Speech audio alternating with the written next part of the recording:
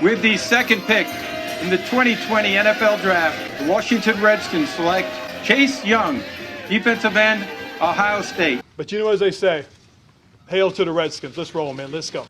I want to talk about the linebacker position while we don't have any super chats right now. So let's go through the list and talk about this position. I want to first start, though, with Ron Rivera and what Ron Rivera has done over the past 5 years in Carolina and what his track record says that he likes to do at the linebacker position. So I went all the way back to 2015. That was a Super Bowl season in Carolina. And from that point forward, 2015 up to 2019, his final year in Carolina, I looked at the amount of linebackers that he carried on his roster. So you look back at 2015, only 6 linebackers on the final roster for Ron Rivera in that season. And so you would think to yourself, okay, that might be a trend. That might be right around the magic number for him, 6 linebackers. But as you continue to progress the years thereafter, 2016, 8 linebackers on the final roster for Ron Rivera. The following year, in 2017, 9 linebackers on the final roster. You go to 2018, 8 linebackers on the final roster. And then you go to 2019, his final season in Carolina, 8 linebackers were kept on the roster. So you're talking about Rivera, who himself was a linebacker in this league. So you've got to know there is a soft spot in Ron Rivera's heart for linebackers. And he probably thinks that they are very important to the construction of a roster. When you're constructing a 53-man roster and you want to load up on a specific position, the linebacker position is probably in his mind one of those positions that you're going to carry a couple extra because of their versatility to play on every single special teams unit. Speaking of special teams, I talked about a guy that Rivera signed very quietly in the offseason. Nobody was paying attention. It was the first guy that Rivera brought from Carolina that was a player, non-staff, but a player. It was the first guy he brought over, and this happened in February when nobody was paying attention, slipped it under the radar. You're not even paying attention to this guy. You don't think he's going to make the roster. Do not sleep on Jarrett Norris, okay? Here's a guy that the last 4 seasons under Ron Rivera, starting with his rookie year in 2016, he has been on Ron Rivera's roster every single year. All right, 2016, 2017, 2018, 2019, Jarrett Norris has been a mainstay as one of the linebackers on the final roster in Carolina. Why? Because he's a core special teamer. Rivera loves and knows what he's getting out of Jarrett Norris. So if someone's going to unseat him on this football team, you're going to have to do it through special teams. So do not sleep on Jarrett Norris as one of the guys that could potentially make this football team, because Ron Rivera brought him here for a reason. All right. Now, he may ultimately not make this football team, but Rivera brought him here for a reason, and that's to compete. And if Rivera feels like there isn't anyone here better on special teams than Jarrett Norris, guess what? One of those 8, potentially 9 roster spots at the linebacker position, and with the expanded rosters, I'd like to think that Rivera might even think about keeping 9 linebackers this season. We'll see what he decides to do. However, I wouldn't be shocked if one of those guys ended up being Jarrett Norris, okay? Do not discount him. Don't just look at him and say, who the hell is this guy? He's not making the team. Do not discount Jarrett Norris. Let me just say that, okay? But let's get to the other guys in the room. I see I got some super chats, so we'll get to those here in a second. But let's get to all the rest of the guys on the list of linebackers. So we start with Thomas Davis Sr., the elder statesman of the group. And he is definitely making this football team. Ron Rivera brought him here for two reasons. The chief reason, though, is for him to instill the kind of locker room character, and more importantly, for him to install what Rivera has termed the Ron Rivera culture in the locker room. He wants guys to know how Ron Rivera wants things done. Rivera has said this from his own mouth as to why Thomas Davis is here. So that's the biggest reason Thomas Davis is here. But he's also here because he's still playing at a relatively high level, okay? I've went around and I've listened to people talk about Thomas Davis and his 2019 campaign in Los Angeles with the Chargers, and they said, look, he was damn good for the Chargers. All right, they just decided to part ways with him because they wanted to go in a different direction. But make no mistake about it, he's still playing at a high enough level that he should be on an NFL roster. So I don't feel like this is just a token signing for him to come in here and be a leader and have the leadership qualities and instill the kind of culture that Rivera wants done here in Washington. He's been brought here not only for that, but also because he can still contribute. So he's making this football team as Thomas Davis Sr. All right. I talked about Jarrett Norris already. I do not sleep on Jarrett Norris. All right. I'm just telling you right now, he's not Chuck Norris, but he will karate chop somebody's ass off this roster if you're not careful. All right. So Jarrett Norris is not to be ignored on this football team. All right. As we get into camp, then you have a very interesting guy in Shaun Dion-Hamilton. I think we all really like Shaun Dion-Hamilton. We all want to see more of Shaun Dion-Hamilton. He's a guy that I really think is going to make this football team. I don't see any way, unless he's injured, I don't see any way that Shaun Dion is not on this football team. He's got the pedigree coming from Alabama. I think he's a guy that he's put on some weight. I've heard that he's gained some weight and he looks impressive. We'll see what all of that means. But one thing's for sure. Every time he's been on the field, it seems like he's around the football. I think we can all agree about that. When he's on the field, he seems to be around the action. And when you're around the football, good things tend to happen. I like Shaun Dion, and I think he's a guy that is going to continue to be around when it's all said and done. Another guy that is interesting is another guy that's interesting is Jon Bostick. They brought him back here as a free agent. And I didn't realize this. I heard this about 2 months ago, and I was kind of floored by it because I know Jon Bostick's gotten around in his career already. You know, whether you're talking Indianapolis, you're talking about the Steelers, you're talking about the Bears, he's been around the block a few times already in his brief NFL career.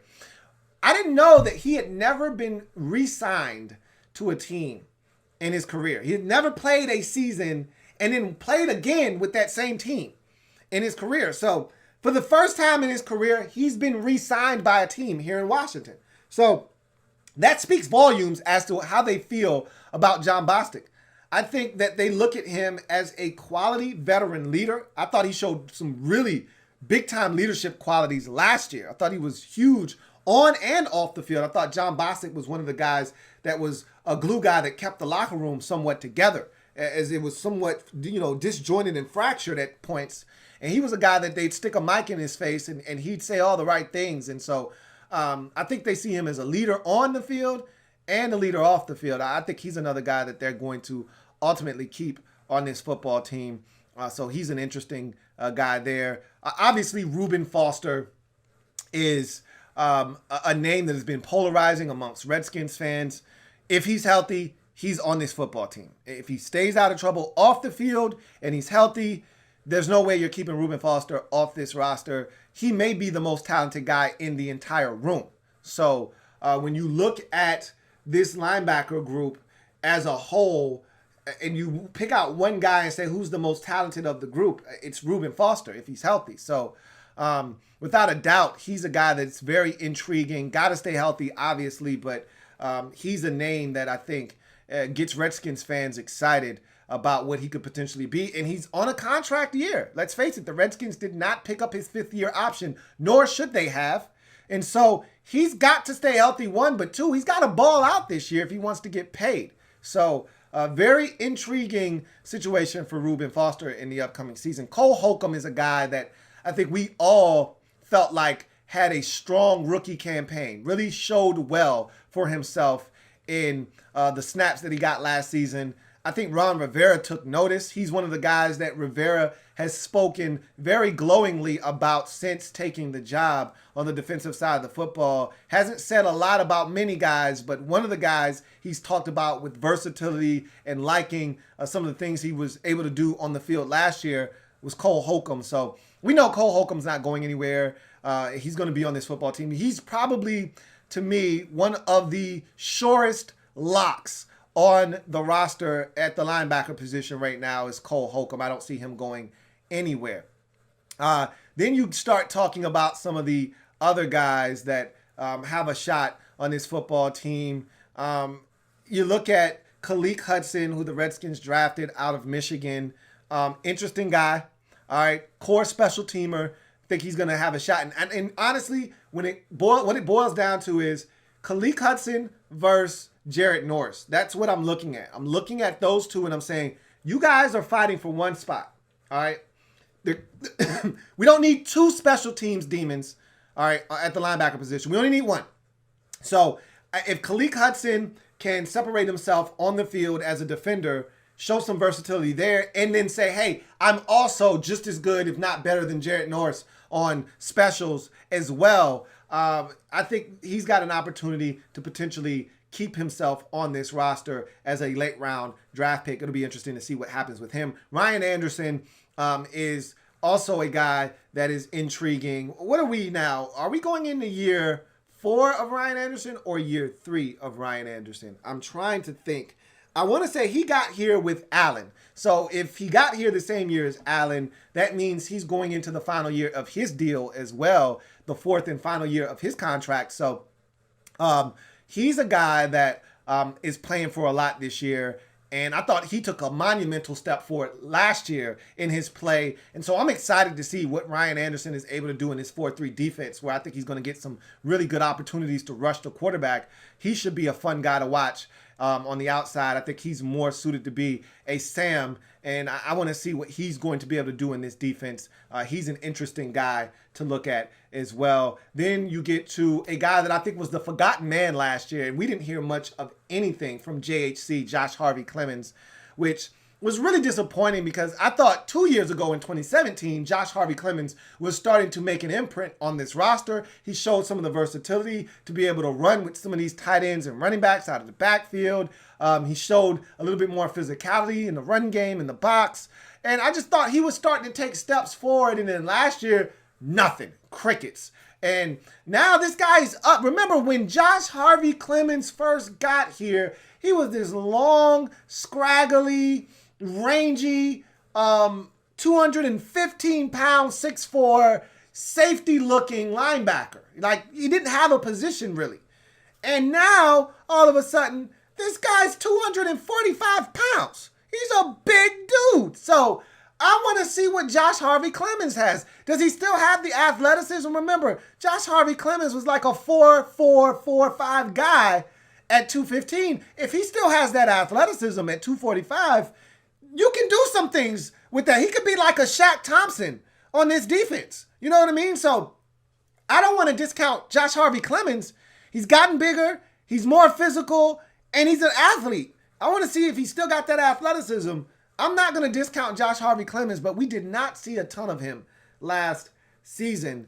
And so that's the thing that kind of worries me with him. And then the Redskins, remember, also went out and signed Kevin Pierre-Louis, or Kevin pierre-louis, as he's commonly known. I like to call him Kevin Pierre-Louis. All right. So KPL is another guy that they signed in the offseason. And when you talk to Bears fans, they swear by him. You talk to Seahawks fans, they'll tell you that this guy has something to him. So Kevin Pierre-Louis is a guy that also cannot be discounted. And they brought him in here to compete. So he's a core special teamer, but also in a pinch, he can hit the field and actually give you quality snaps, which is what he had to do for the Bears last season with all of their injuries. So this linebacker room is chock full of quality football players, some young, some old, some in between. Nonetheless, it's a great mixture, and it's a great room with a bunch of guys that I am anxious to see play under Jack Del Rio. What says you guys out there? What do you think is going to happen with this group? Remember, on average, if you're taking the last 5 years of Rivera in Carolina, the number is 8. All right.